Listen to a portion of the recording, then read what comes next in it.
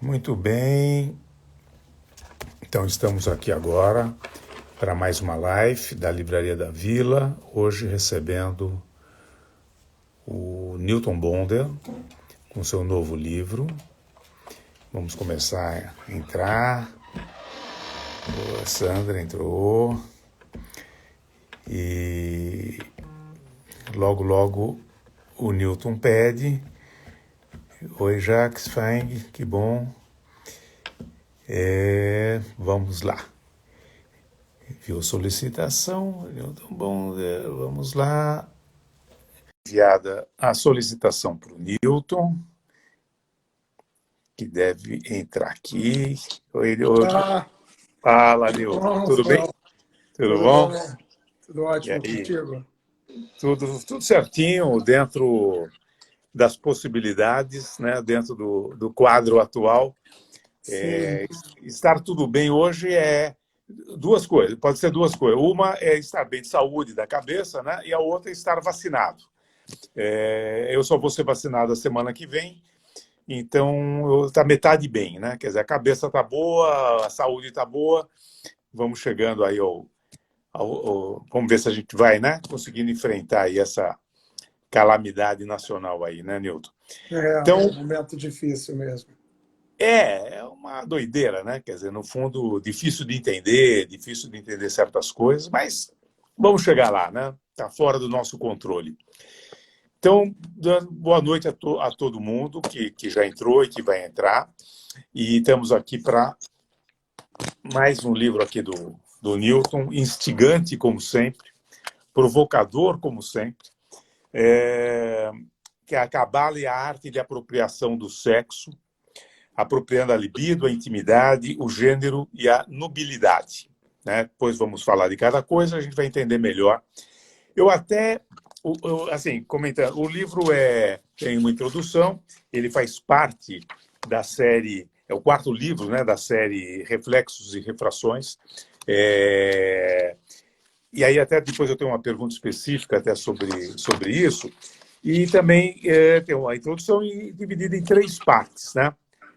Cabala e apropriação, e depois a terceira parte, perversões e pornografias, e ainda termina com um apêndice que por si já daria um outro livreto, um outro livro, pelo conteúdo, né?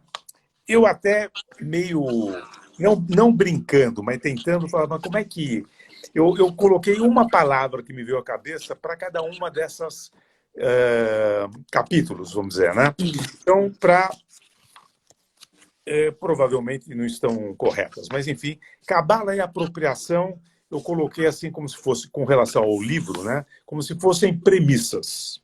Premissas.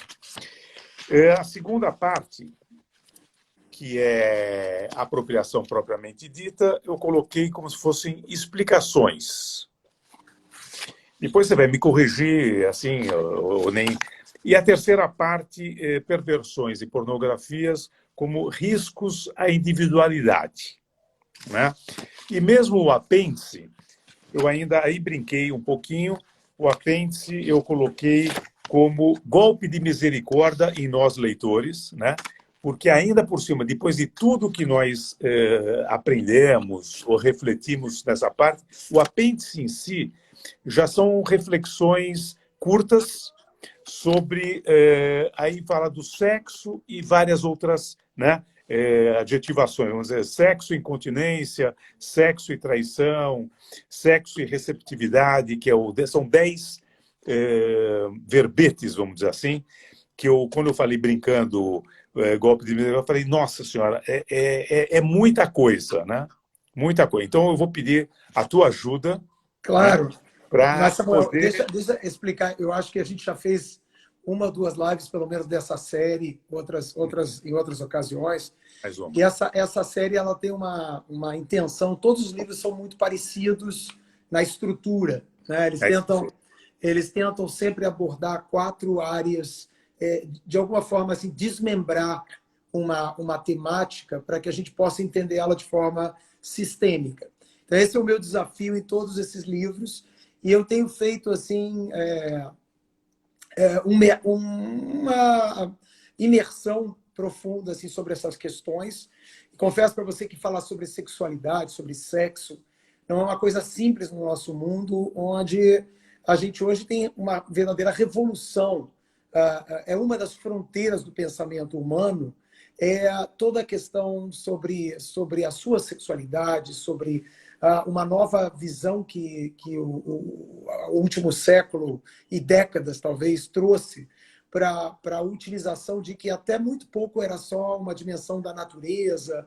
Nós tentávamos entender isso fora da cultura, fora da experiência humana, e cada vez mais isso tem se mostrado como uma área de pensamento, de reflexão humana muito importante. Então, assim, esse livro ele tem, eu acho que, alguns méritos, né? Que ele vai tentar ser um livro não de julgamento. Normalmente, quando você vai para essa área, você fica tentando compreender, entender o que está dentro de normas, o que é certo, o que é errado. Uhum. É um livro totalmente, simplesmente querendo mostrar que quando você fala da questão da sexualidade, aqui eu uso até mais especificamente a palavra sexo, tá? Porque é essa função que faz parte da nossa vida. E então eu quero, acima de tudo, qualificar o aspecto mais fundamental do sexo. Por isso que eu escolhi a palavra apropriação, que é uma palavra normalmente a gente usa assim, ela tem a ver com propriedade, apropriar-se, que é sempre visto como uma coisa negativa. Apropriação é tornar algo adequado, é fazer algo ficar apropriado a mim. Então, assim, é fundamental para a identidade de qualquer pessoa a apropriação de si mesmo. E o sexo é um veículo muito importante da apropriação de si mesmo. Então, esse livro ele tem ele é uma tentativa de pensar o sexo em várias áreas, entender que o sexo vai desde a libido, que é a experiência física do sexo, até uma dimensão, digamos assim, espiritual, existencial, que eu chamo de nubilidade, que eu trato como algo erótico, uma excitação núbil, núbil no sentido de casamento. Né? Então, assim, é uma tentativa de mostrar, colocar na mesa. Todos os livros dessa série são isso. É a tentativa de construir uma arquitetura para pensar um tema. Então, assim, é uma plataforma que eu tento montar para pensar o sexo na sua qualidade mais essencial, que é fazer alguém se apropriar de si. Você tanto se apropria de si pelo sexo que você até é capaz de gerar uma nova geração. É algo que te apropria tanto de si mesmo, tanto da identidade, quanto tem uma ramificação numa nova geração, né, através da procriação que eu estou falando. Agora, o tema sempre é difícil, é delicado, ou não, né? E é tratado por psicanalistas, por sexólogos, né? Quer dizer, por pessoas. É mais raro acontecer, mais difícil de ver uma pessoa que normalmente, né? Quer dizer, por mais aberto que seja, né? Tem uma missão religiosa, uma função dentro do judaísmo, no caso, né? Os temas, são 7 temas, a estrutura realmente é a mesma, né? Quer dizer, física, espiritual, intelectual, né? E tem mais uma quarta... E emocional. Física, e emocional, intelectual e existencial. Existencial. Então, essa estrutura, né? Você desenha ali a árvore, né, onde você coloca então os pontos, os riscos, o risco, afeto, alegria, aí o sexo e outros temas. Mas aí uma pergunta, talvez até de uma curiosidade jornalística, minha primeira carreira, esses temas estão definidos, né, já estão pré-definidos. Mas o conteúdo, primeiro, estão pré-definidos. E por que estes temas? Isso também é uma coisa que vem do Talmud ou alguma coisa nesse aspecto que foi buscado? E o conteúdo, como é que consegue desenvolver dessa maneira, também buscando citações no Gênesis, né? Quer dizer, algumas coisas nesse sentido. Como é que você compõe isso? Então, na verdade, quando essa série foi pensada, eu estabeleci 7 temáticas que são um sistema. Eu estou, obviamente, usando, por isso que eu uso a palavra Cabala. Cabala é uma forma muito antiga pela qual as pessoas estabeleciam uma espécie, como eu usei essa expressão, uma arquitetura, um formato, uma plataforma, onde tem certos atributos que eles são fundamentais à vida. Então, eu traduzi essas 7 temáticas como sendo temáticas fundamentais para as nossas vidas. Numa ponta, agora eu vou colocar na ordem, não é a ordem que eu estou publicando os livros, mas na ordem que seria esse sistema, estaria o afeto, o risco, a alegria, a cura, o ritmo, o sexo e o poder. Então, eles estão ligados à árvore, né? Simbolicamente, à árvore, né? Que existe na tradição cabalística e tudo mais, mas não gosto nem de evocar essas palavras, porque elas sempre parecem que eu estou indo para um lugar místico. Eu não estou indo para um lugar místico, eu estou indo para um lugar de reflexão. Por isso essa série se chama Reflexos e Refrações. É sobre reflexões, como você pode refletir sobre uma temática. Então, essas 7 temáticas, elas foram estabelecidas por mim, digamos assim, utilizando essa antiga estrutura, né? Aqueles que conhecem, chama Hesed, Gevurah, Tiferet. Eu usei essa estrutura, mas eu estabeleci o que eu achava que seriam as temáticas relativas a cada um desses atributos. Então, assim, quem lê essa série inteira vai ter uma noção de um sistema, e cada livro ele é em si um sistema. E eu tô fazendo quase que um jogo de significados em torno dessa ideia de sistema, como um sistema se intercomunica, como fica tudo muito mais rico se você, em vez de entender uma coisa linearmente, você estabelece um olhar sistêmico. Então, você entende muitas nuances, muitas outras detalhes que você não veria tratando de uma forma linear ou objetiva, sem ter todas essas facetas apresentadas. Tá, mas diga, desculpa. Eu ia só dizer, para complementar o que você tinha perguntado, exatamente. Então, quando eu vou para um tema desses, para mim, é sempre uma novidade, porque de novo, eu não quero dizer o que eu penso. Tá? Não é para eu dizer o que eu penso, eu quero mapear. Então, quando você vai mapear, uma pessoa que faz um mapa, ela diz assim, essa região é bonita, essa região é mais propícia para isso. Você mapeia, né? Uma plataforma para qualquer pessoa. Então, assim, é um exercício muito grande, porque eu tenho que bloquear qualquer tendência minha a querer fazer uma leitura de uma determinada maneira. E aí, para mim, é muito importante a busca de textos clássicos. Ora, na questão do sexo, isso é um problemaço, porque a distância do tempo aparentemente, gera muito ruído em toda a elaboração que o mundo fez sobre o sexo, particularmente nas últimas poucas décadas. Então, assim, foi um trabalho de imersão difícil para mim. Eu imagino. Você até observa, né? Você faz questão de colocar em mais de um momento ali, primeiro que não está se julgando, né? Como você fala, e que nas últimas poucas décadas, né? Certas coisas de gênero, né? Quer dizer, de tal, eles deixaram de ter o sentido bíblico mesmo, original, né? Que é com toda isso eu acho que é um desafio mesmo. Até de compreensão, né? Mas você sabe que é muito interessante, assim, a sexualidade, nós todos tratamos ela a partir da revolução sexual dos anos 60, 70, mas, na verdade, o mundo já foi muito mais aberto. Né? O mundo, no período romano, tinha uma relação com a questão do sexo muito, digamos assim, não as questões humanas, elas são sempre as mesmas. Então, assim, as mesmas coisas que habitam, digamos, a alma de um ser humano no século XXI, elas habitavam nos séculos passados.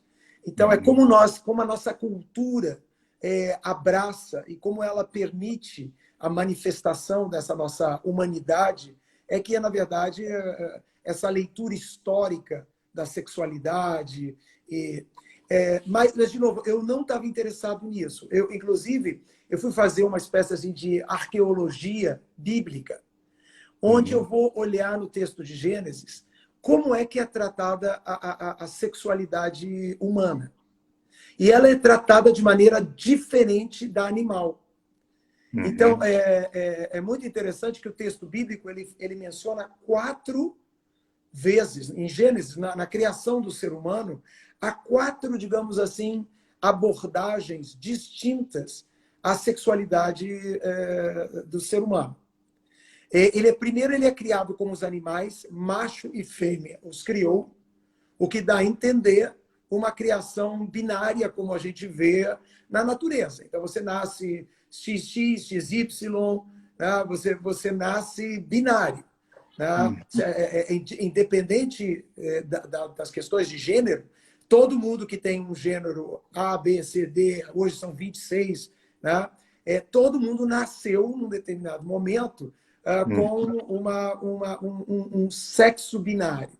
Nós temos, sim, existem situações que não são a norma, né? Onde você tem hermafroditas, você tem todo tipo de situação, mas esse lugar que a Bíblia traz para nós, que é o lugar animal, todos nós nascemos menino ou menina, no sentido da sua constituição física. Né? Então, esse primeiro lugar é registrado. Logo depois, a gente tem um momento em que o Criador ele olha para o ser humano e ele fala uma coisa muito curiosa. Ele diz assim, não é bom para o ser humano estar só. É uma citação de Gênesis.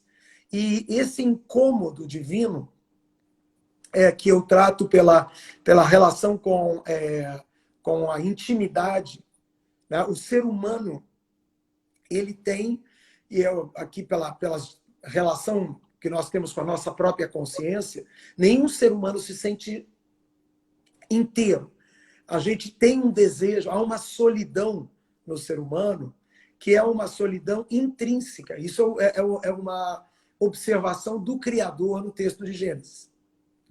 Depois tem um terceiro momento no texto de Gênesis, que é muito impressionante, que passa batido pela maioria das pessoas, que é o momento em que o Criador chama Adão, que nesse momento não é claro se ele é Adão, o macho, versus o que seria mais para frente Eva, que não apareceu ainda, ou se ele é o humano. Ele chama o humano e ele diz assim, passa em revista todos os animais, dá nome para todos esses animais, e Adão procede dessa maneira. Ele chama a girafa de girafa, e o girafo de girafa, depois o rinoceronte, rinoceronta, e assim por diante. Ele passa em revista a todos. E ele diz, ele se volta ao Criador e diz, nenhum desses é para mim. Esse é o lugar onde, para mim, há uma apresentação do gênero para o ser humano. Primeiro, que é curioso, né? Porque há uma autonomia. O Criador chama o humano e diz assim, quem é seu companheiro? No início nem é claro no texto que é para encontrar um companheiro nessa área da sexualidade. Mas quando ele termina de nominar todos os animais, ele diz, o humano diz para Deus, nada disso é meu companheiro.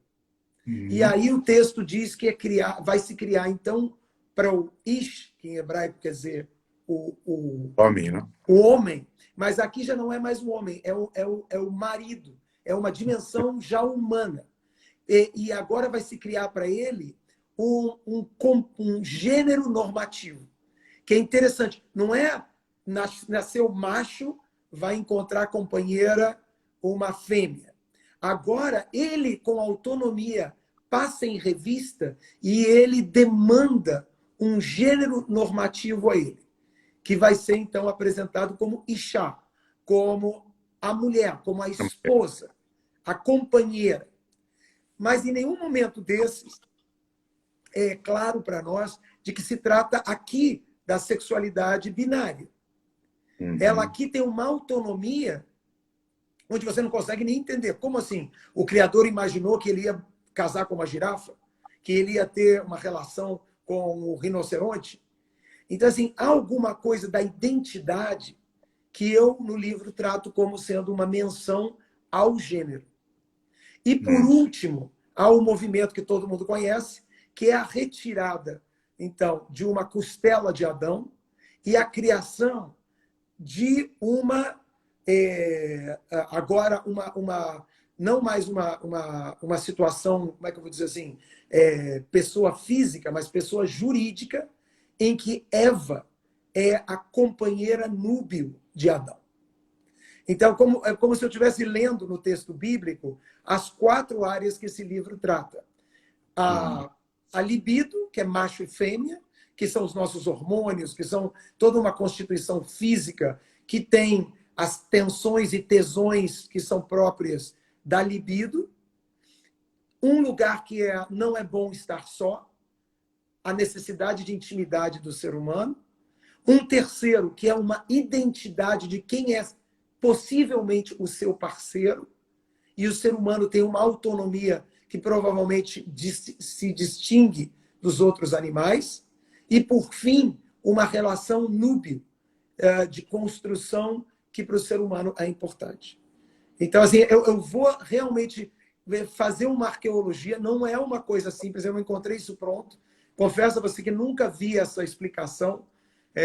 Ela tem possibilidades de ser forçada, no sentido de uma leitura muito específica, mas se você olhar o texto, vai ver que eu acho que talvez seja do livro uma sacação assim bastante interessante.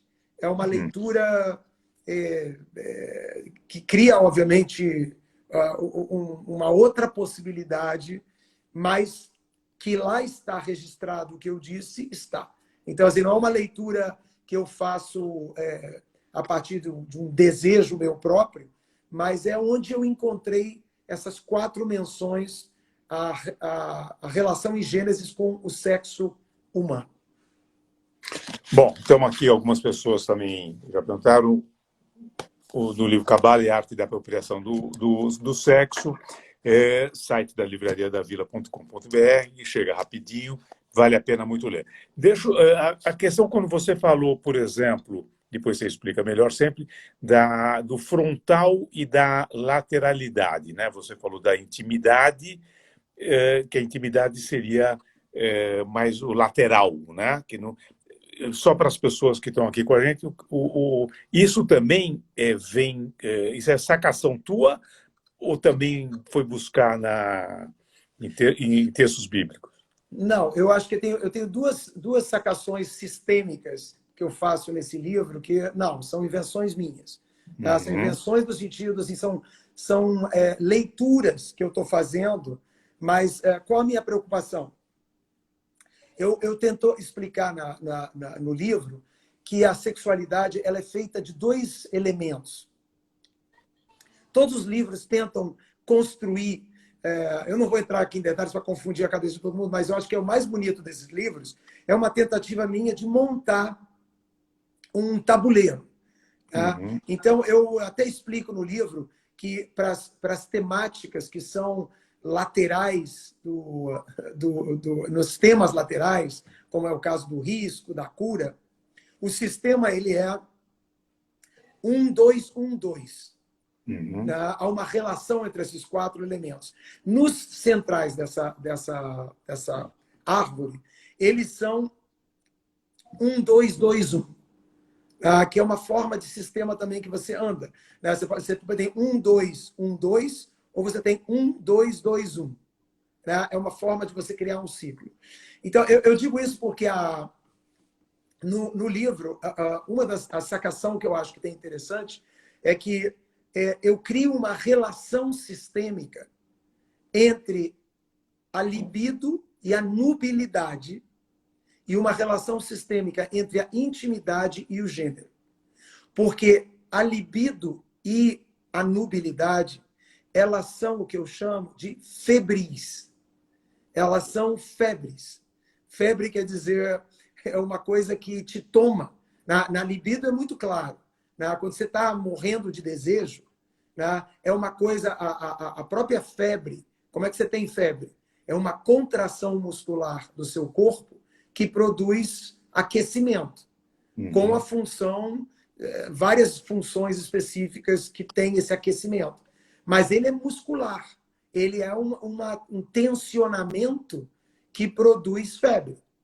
Então, assim, quando você está literalmente como um animal no cio, ou quando você está com um desejo ali, ele é uma manifestação muscular, febril.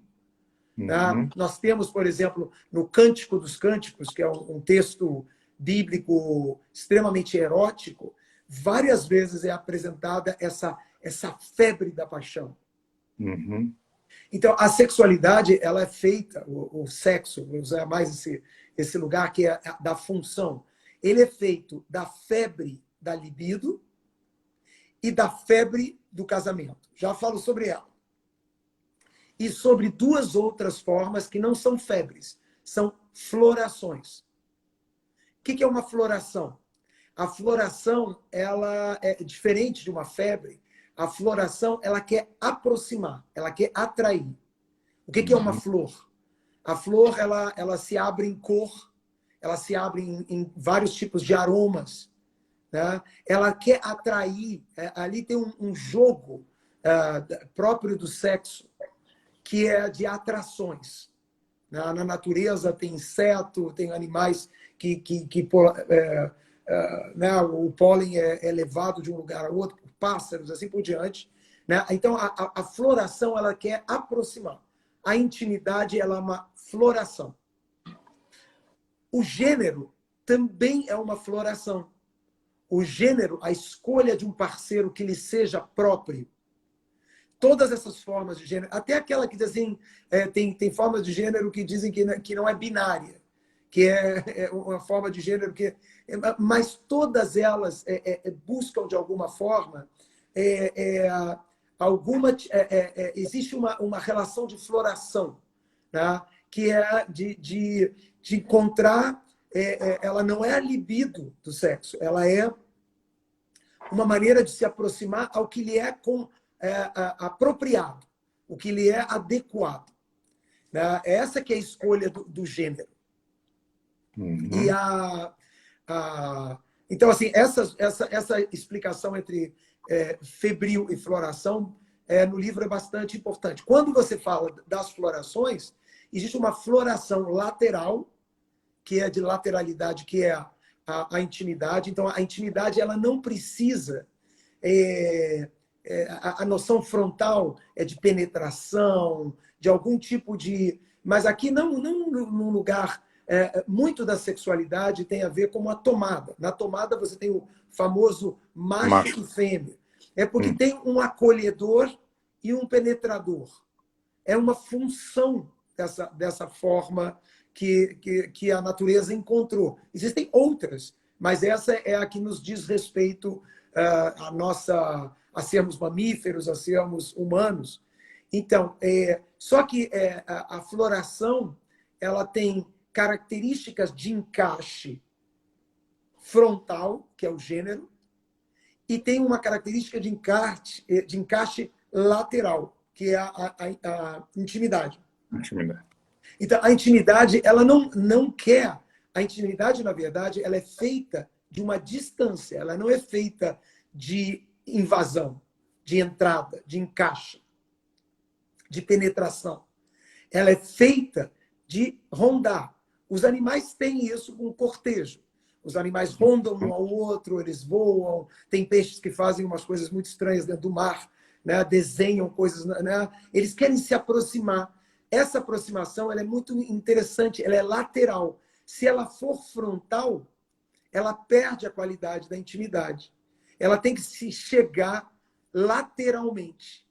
Então, isso é uma arte. né? É uma arte, né, de você, se você for frontalmente para uma pessoa, você vai eliminar a intimidade.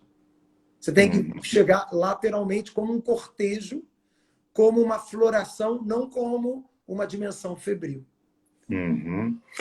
Agora, você fala dos animais, né? Quer dizer, é interessante, né, observar, com raras exceções, eu até desconheço, os animais normalmente eles só vão ter a relação, vamos dizer assim, né?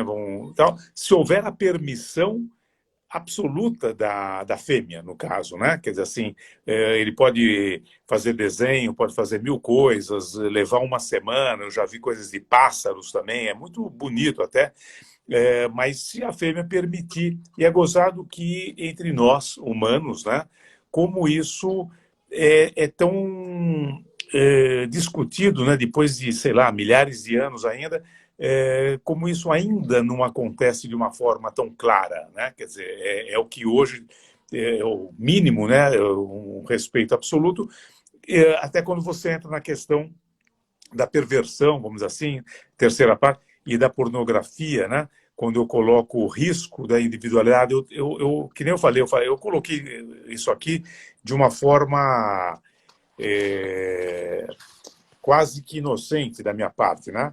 Terceiro, eu coloquei riscos à individualidade. É um pouco isso, é a individualidade que se perde quando você sai do, sei lá, vamos chamar de normal, né? Se é que cabe a palavra, mas O que você tem, o que é muito interessante na sexualidade, e todos nós sabemos disso, nós às vezes olhamos, se você é heterossexual, você olha muitas vezes para a maneira, digamos assim, de pessoas que têm uma escolha de gênero diferente, como se aquelas pessoas tivessem uma questão particular delas. Todos nós temos uma questão de apropriação da nossa sexualidade, sabe? O quanto você vive isso a dois, o quanto você vive isso sozinho, o quanto você vive isso de forma que te satisfaz, o quanto você fica achando que você não está vivendo como deveria viver essa área da sua vida, né?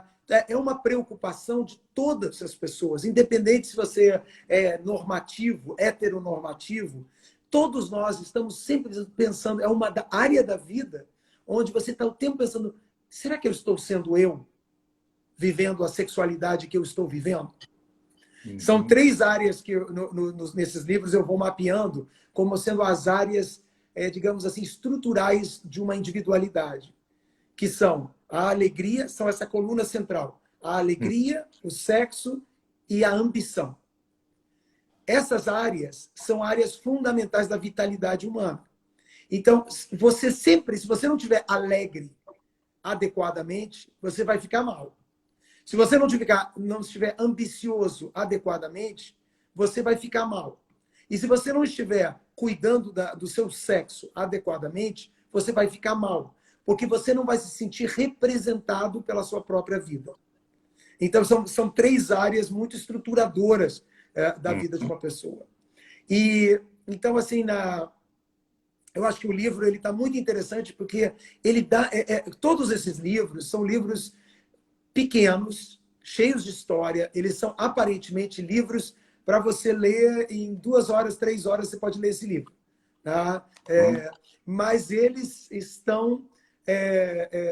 eles são livros que você vai parar toda página você vai parar e vai fazer uma reflexão, tem uma abertura muito grande para você preencher. Sabe aquelas coisas que você fazia antigamente, que era livro para criança, que você sempre tem que deixar muito espaço para a criança ter uma participação? Então, eu acho que essa série ela tem essa qualidade. Tem muita coisa para você preencher a lacuna. Tem muita coisa, muito convite para você desenhar, para você fazer os tracinhos entre os pontinhos e chegar onde você acha que tem que chegar. Eu não faço isso, porque eu tive o cuidado no livro e eu tive que fazer uma coisa muito interessante, porque eu fui buscar textos antigos, clássicos. Muitos dos textos, eles às vezes soam, não só soam, eles são patriarcais, são machistas, são chauvinistas, são tudo isso que a leitura crítica da nossa época faz, eles são. e eu não defendo de maneira nenhuma essa... Mas eu vou buscar nesses textos uma percepção muito aguda das questões do sexo para o ser humano. Mesmo que elas sejam ditas politicamente incorretas, elas fazem o foco em questões muito importantes e que servem, que são usadas no livro para a gente refletir. Tá? Então, eu acho que é interessante. Mas o livro tem, eu acho que, duas áreas que são particularmente curiosas. Porque o ser humano divide com os animais a libido e a intimidade. Eu acabei de até mencionar. A libido é essa libido, é o cio, é o desejo físico, e esse lugar de cortejo, esse lugar de você fazer essas... Né? E a natureza às vezes, extremamente elaborada. Né? Você olha um pavão abriu mão de voar para poder ter toda aquela demonstração para o seu parceiro, né? E nessa floração incrível que é um pavão, que é uma forma quase que floral do reino animal. Mas quando você vai para as outras duas áreas, que é o gênero e a nobilidade, elas ganham características muito particulares ao humano. Na verdade, eu ousaria dizer, apesar de existir nobilidade em outras espécies, tá? O gênero e a nobilidade humana são próprias e particulares ao ser humano. Os outros animais não conhecem com essa intensidade, com essa qualificação, essas duas áreas. Não é à toa que elas são as duas mais polêmicas do nosso tempo. Uma é polêmica porque o gênero é polêmico, porque qualquer pessoa que tenha menos, digamos assim, liberalidade, flexibilidade no seu pensar, vai sempre ir para esse lugar, é sempre sexo é binário, qualquer outra coisa é uma invenção. Né? Então, você precisa de uma sensibilidade humana para acolher a questão do gênero como uma questão fundamental da vida. Então, mas é uma área para todos nós problemática, porque você não tem claramente no mundo animal,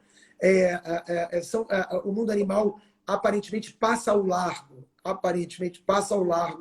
dessa questão do gênero, né? onde que domina essa função binária, apesar de existir processos ali de excitação de animais do mesmo gênero. Existem situações, nada tão, digamos assim, rígido, mas quando você passa essa fronteira, o gênero é uma questão da cultura do ser humano e da humanidade do ser humano. A mesma coisa com a nobilidade. E assim como o gênero é polêmico, no sentido das pessoas não quererem acolher os gêneros, não reconhecer os gêneros, há hoje também uma questão com o casamento, onde o casamento, nas últimas décadas, vem sendo apontado como uma coisa desnecessária, acabou, era um costume criado digamos, pela cultura, pelas sociedades, né? Quando, na verdade, o casamento é uma parte do sexo. O casamento é erótico e o casamento é uma excitação.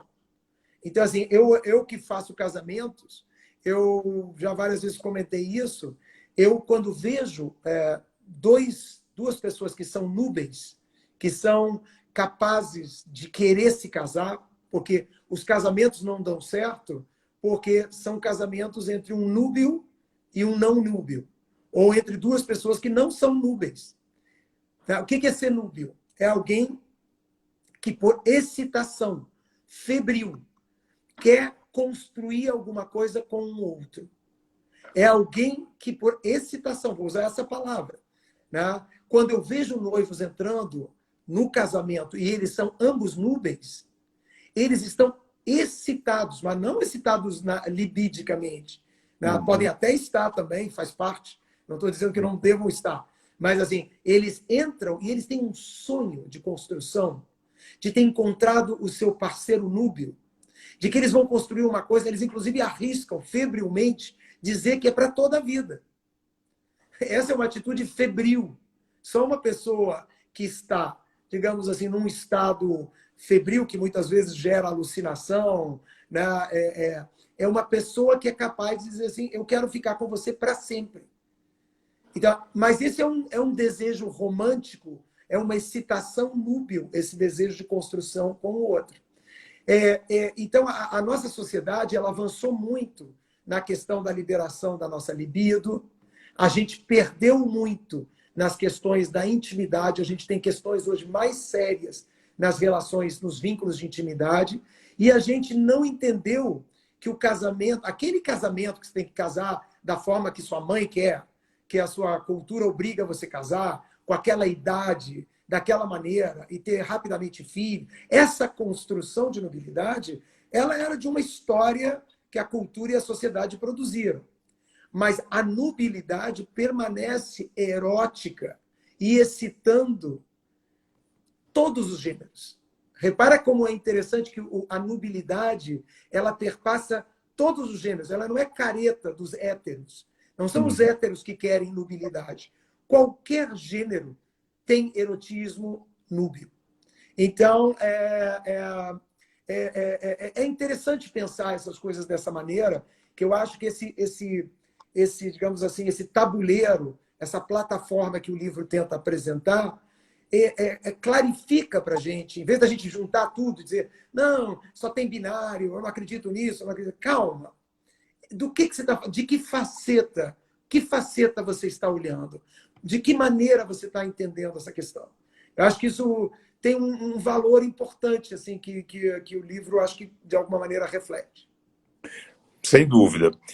Você falou que é um livro para ler em 2, 3 horas, mas depois fez a observação que em cada página é um livro para que você tem número de páginas para ler em 2, 3 horas, mas o conteúdo não permite, né? Quer dizer, eu ia, voltava, tentava entender, eu acho que não entendia às vezes, né? Quer dizer, eu entendia da minha maneira. Então, essa é a parte mais legal deste e todos os teus livros, ou dos cursos, né? Eu acho que essa questão da reflexão mesmo. E isso até... Então, só falando um pouquinho, de novo, não da ameaça, mas assim, dessa questão da intimidade, né? Você quer a libido, mas a intimidade e a própria questão da nubilidade, né? Quer dizer, essa dificuldade de estar junto. Então, como é que fica isso nesse contexto, né? Quer dizer, e juntando com a questão que não é bom estar só, né? Quer dizer, a busca, né? Que a gente ainda não falou, a busca de si próprio, né? Quer dizer, você chegou a abordar, né? O que a gente busca mesmo é para a gente, né? Não é que você busca o outro, não é que você... Como é que... Eu tento explicar no livro que, por isso a palavra apropriação. O sexo é uma disposição do indivíduo com ele mesmo. Apesar do sexo, o sexo nos confunde muito, porque o sexo tem um parceiro, tá? O sexo tem a presença de um outro. Nesse lugar, digamos, biológico, em que você não nasce com todo o aparato sexual em você, você precisa de um outro, né, para completar esse aparato sexual, como também na intimidade, no gênero e na nubilidade aparece um parceiro. Mas o que é interessante? Quando é febril a manifestação do sexo, quando ela é febril, ou seja, na libido e na nubilidade, sempre que ela for febril, ela é pessoal. O protagonista da libido é você. Não é o outro. Apesar do outro te excitar, do outro ser o parceiro que... É você com a sua libido. É você que vai ter que ter foco nessa dimensão física da sua sexualidade, né? Onde você é o protagonista. E isso é contraintuitivo, né? Na libido e muito mais na nubilidade. Porque eu estou dizendo a mesma coisa. Para você ser núbil, você tem que ser o protagonista. Não é que você casar com o outro, não é assim, o outro... qualquer construção essa da moral, tudo pelo outro, eu me entrego ao outro. Na Uhum. nubilidade, você está fazendo uma coisa por si. Então, assim, é muito interessante. As pessoas casam para si. Elas são o protagonista do casamento. Não é a esposa ou o esposo em qualquer gênero. Tá? É você, assim como na sua libido é você. Se você perder contato com você na sua libido, pode ter o outro mais interessante que for, você não vai ter um envolvimento. Você precisa desse protagonismo de si mesmo. Né? É, é, não é mais assim quando é uma floração. Na floração, seja na intimidade, ou seja, no gênero, o outro é fundamental. E você delega esse protagonismo ao outro. Você nunca você deixa de ter uma. Você delega esse protagonismo para você. Você vai ser, digamos assim, o beneficiado dessa sexualidade, de intimidade e de gênero. Mas o outro é uma dança, onde você entrega para o outro, digamos assim, o comando dos passos dessa dança.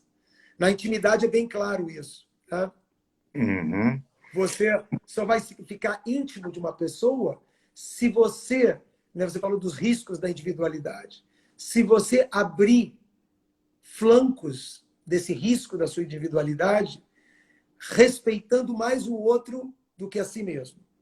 Então, assim, nesse lugar de tentar ficar íntimo, nesses lugares quase ridículos assim de imagens assim de período romântico medieval, então tá lá o seresteiro tentando encantar a donzela, né? E ela está na torre, né?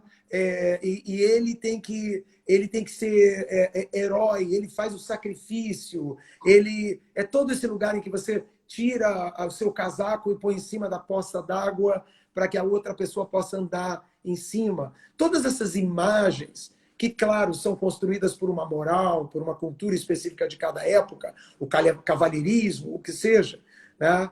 Mas sempre você vai ver nesse lugar o desejo de abrir mão de si, de entregar o protagonismo, abrir a porta, sou o seu servo.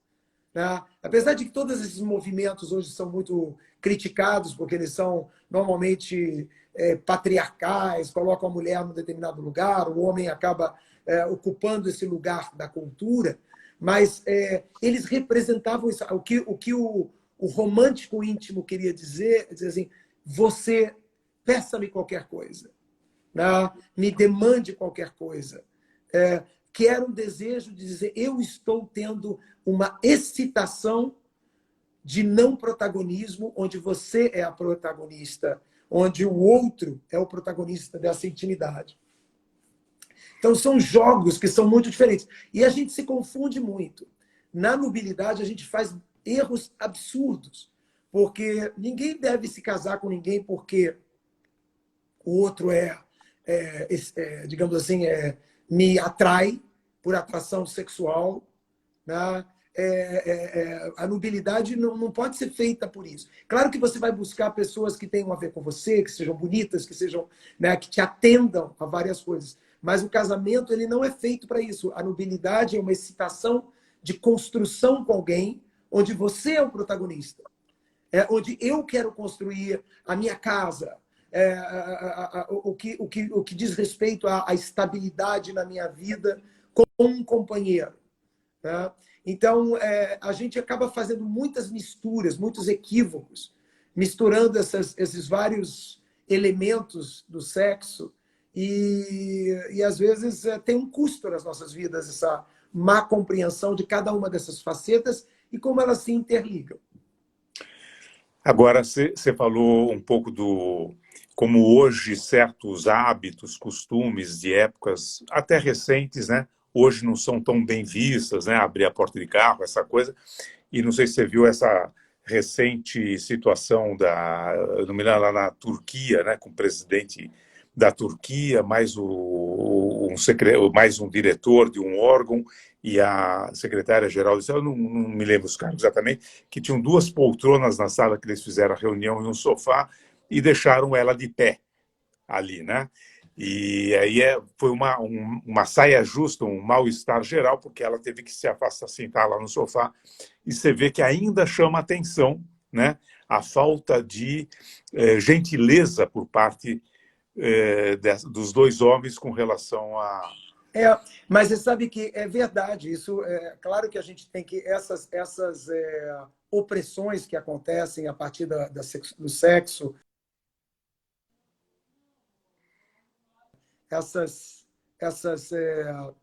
essas, construções que tem de poder, né? Sexo tem muito. Você vê que a posição sexual, né? A masculinidade tem muito isso, né? Que você não pode se imaginar alguém está em cima de você. É muito essa relação. Quem está em cima? Quem fica em cima? Quem fica embaixo? Relações de poder, elas aparecem muito na questão da sexualidade. Mas você quer ver como a gente... às vezes, cada cultura faz o seu pecado. Por exemplo, eu tive uma época, fiz uma viagem a Dubai, e tinha um motorista que ficou muito próximo, assim, bem próximo, bem íntimo, e eu tive coragem de fazer umas perguntas sobre a vida na cultura árabe ali de Dubai. E aí eu perguntei para ele, a sua esposa usa a burca? Né? E aí ele, antes de me responder, ele falou assim, olha só, eu sei que vocês acham a gente extremamente primitivos e tudo mais, mas eu tenho que dizer, antes de responder a pergunta, eu tenho que dizer que eu acho vocês muito primitivos. Eu parei de dizer, ele falou, vocês têm uma coisa que eu não entendo. E ele falou assim, vocês casam, têm filhos, depois vocês separam e vocês passam a viver como não fossem mais de família, da mesma família. Para nós, isso é uma aberração tão grande. Como que uma pessoa vai ser da sua família, vai ter filhos com você e em dado momento, tchau, acabou, você não pertence mais. Então, assim, não é que eu estou defendendo, eu sei que a burca é uma situação complicada, e mesmo na tradição, vou falar mais da minha tradição do que da dos outros, na própria tradição ortodoxa, a gente tem várias questões para a mulher na ortodoxia, que hoje são muito questionadas internamente, até que é mais legítimo do que eu, que não sou ortodoxo, né? Sobre essas condutas. Mas é muito importante a gente entender que, às vezes, a gente não entende que o outro tem, às vezes, qualidades. Por exemplo, se eu olhar o que esse senhor lá em Dubai está me dizendo, ele está apontando o dedo e dizendo assim, vocês têm problema com intimidade.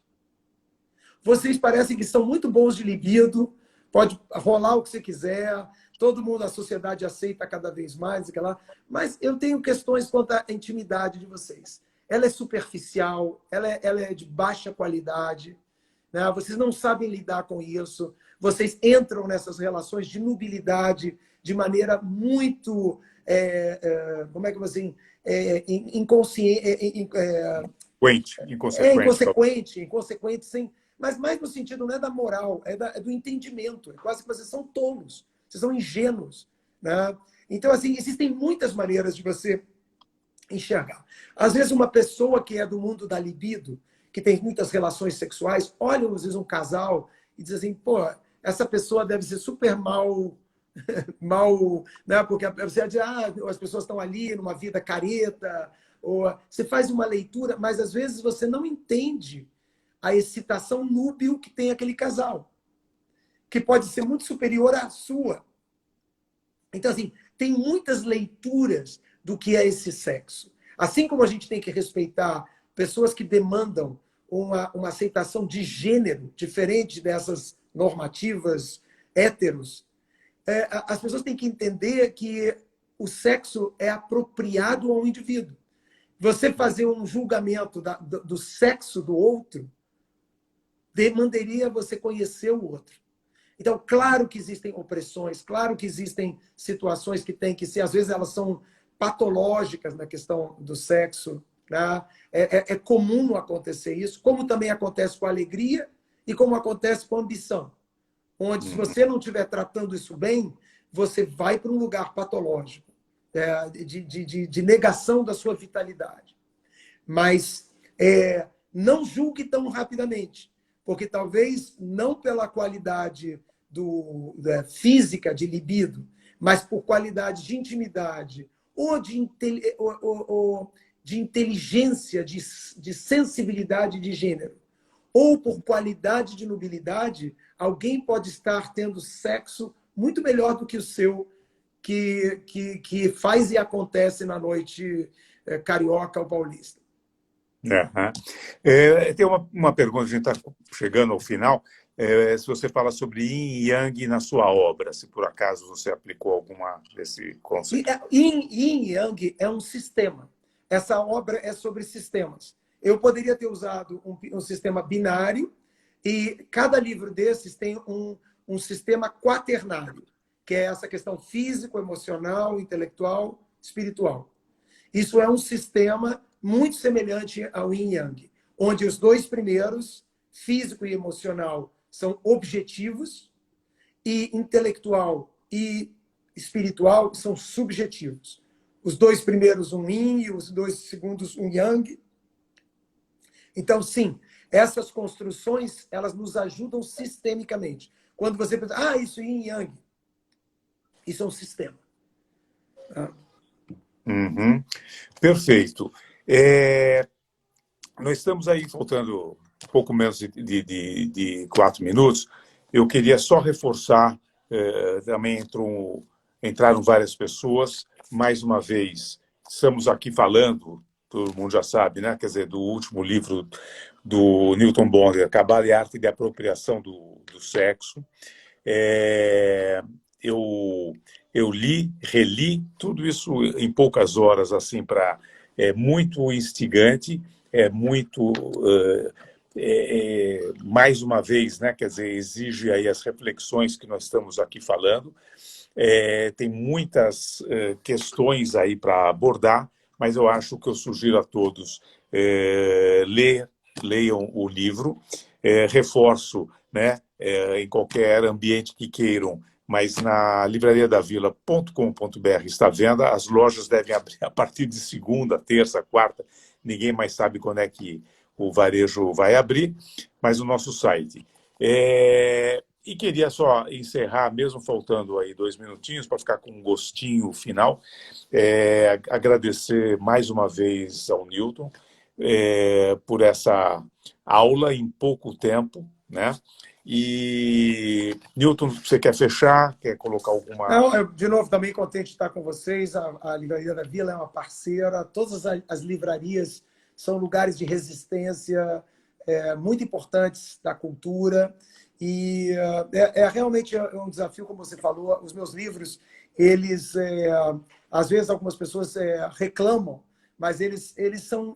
eu escrevo, não é uma prosa, é uma forma poética, reflexiva, que eu acho que eu aplico na minha literatura, onde são, talvez, da minha formação. São livros de estudo, são livros de reflexão. Muitas vezes você tem essas pontuações que são clássicas para ajudar as pessoas a focarem, a perceber a diferença, as nuances entre as coisas.